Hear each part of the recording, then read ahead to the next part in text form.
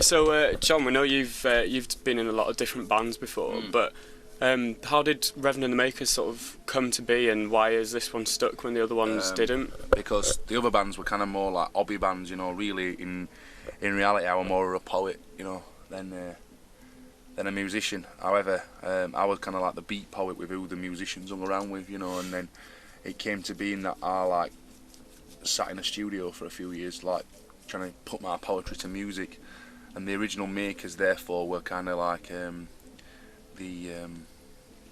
you know, the musicians from Sheffield who so like I think like with the exception of Damon Albarn, who did the Gorillaz thing, and obviously it's easier for Damon Albarn because he's a multi-million-pound rock star.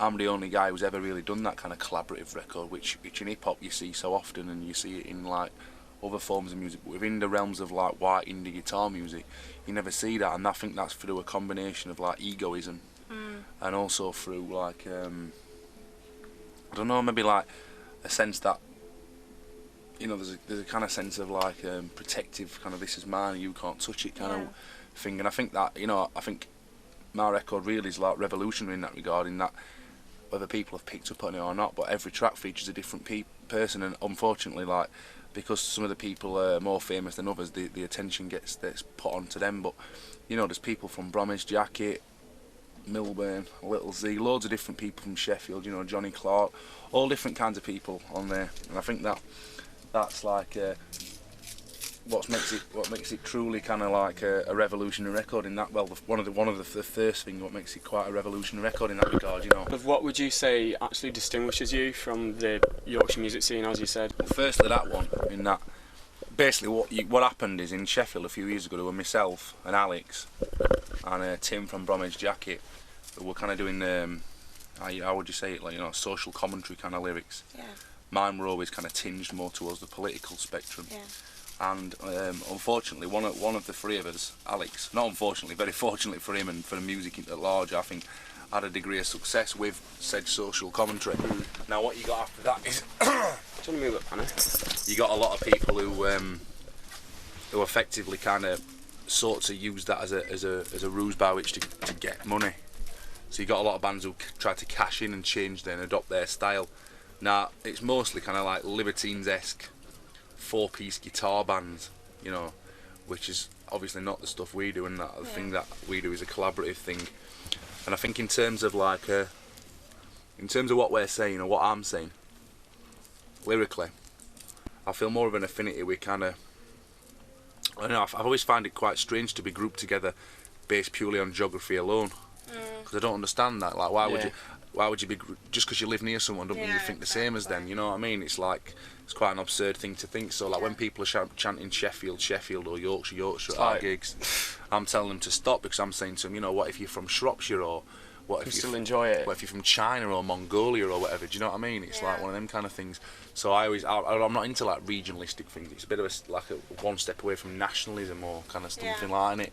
One thing we heard was that you actually got offered £150,000, which is a lot of money when you're out of work, but to do an article like the Arctic Monkeys, I mean an album, I did it again. It's alright, mate. To do an album like the Arctic Monkeys, but what is your own way of doing £200,000? Yeah, 200,000. But I mean, you know, that's just a monetary fucking thing, you know what I mean? It's like, what's that mean?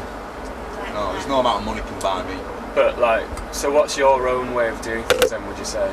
Just make music my way, on my terms, how I want, as long as I want to buy it, not be rushed by anyone. Signed to a truly independent record label rather than one who masquerades as an independent thinker whilst being secretly funded by Sony. Yeah. Like, signed to a real indie label and make independent music. I mean, what's indie music these days? What's meant to mean independent music? Exactly. So you're true indie? Yeah, and soul music, you know? Yeah. What's soul music from your soul? Yeah. Why have you taken this long to sort of come out with work? Because I have met you before. Have you? Where at?